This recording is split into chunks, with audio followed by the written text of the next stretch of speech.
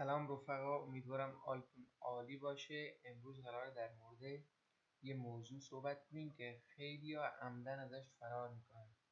ارزهای دیجیتال پرایوسی کوین، ارزهایی که قراره تو دنیای ردیابی شده امروز ناشناس باقی مونن. چرا پرایوسی کوین ها میتونن اولد آینده دار باشن؟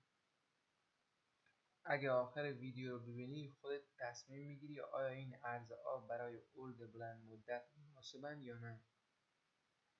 اگه بار اول کانال رو میبینی خوش اومده. اینجا تو این کانال درباره کریپتو، اولد هوشمند، پروژه‌های خاص و تحلیل‌های ساده ولی کاربردی صحبت میکنیم، بدون شلوغ‌کاری، بدون سیگنال فروش.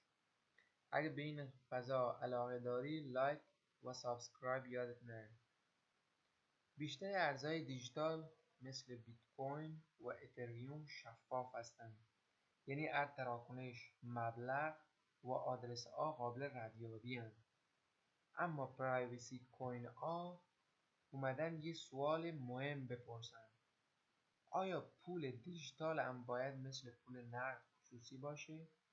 ویژگیاش مخفی بودن فرستنده، مخفی بودن گیرنده، مخفی بودن مبلغ تراکنش.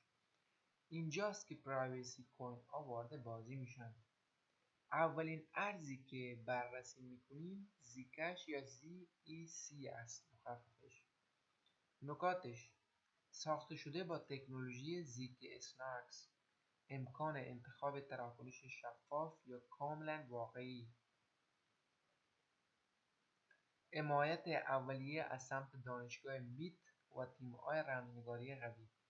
زیکش یه ارز خلافکارانه نیست، بلکه یک ابزار حریم خصوصی برای آدمای معمولی. مزایاش: تکنولوژی بسیار پیشرفته، تمرکز روی حریم شخصی واقعی، سابقه قوی. ریسک: فشار رگولاتوری، محبوبیت کمتر نسبت به غرب. حالا بریم سراغ دش، ارزی که خیلی ها فکر میکنن مرده ولی اشتباه میکنن. ویژگی‌ها: تراکنش سریع، کارمزد کم، قابلیت پرایوت سیند یعنی ارسال خصوصی، سیستم مسترنود بیشتر روی پرداخت روزمره تمرکز داره. مزایاش: سرعت بالا، استفاده پذیری واقعی، جامعه فعال. ریسکاش هم کمتر بودن تمرکز روی پرایوسی مطلق، رقابت شدید بالای دنیا. آیا پرایوسی کوین ها آینده دارن؟ هرچی نظارت ها بیشتر میشه نیاز به حریم خصوصی هم بیشتر میشه. سختگیری دولت ها، افزایش ردیابی، مردم به دنبال راه فرار قانونی هست.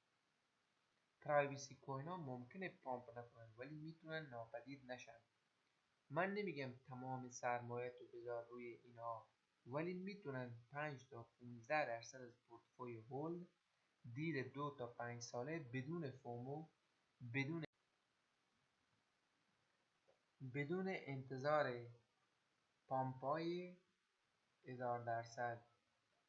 دش و زیکش یا خیلی دست کم گرفته شدن یا عمدن نادیده گرفته شدن. تو کامنت بنویس نظرت چیه؟ پرایوسی کوین ها آینده دارن یا نه؟ مراقب سرمایت باش و یادت نره حریم خصوصی لوکس نیست، حقه.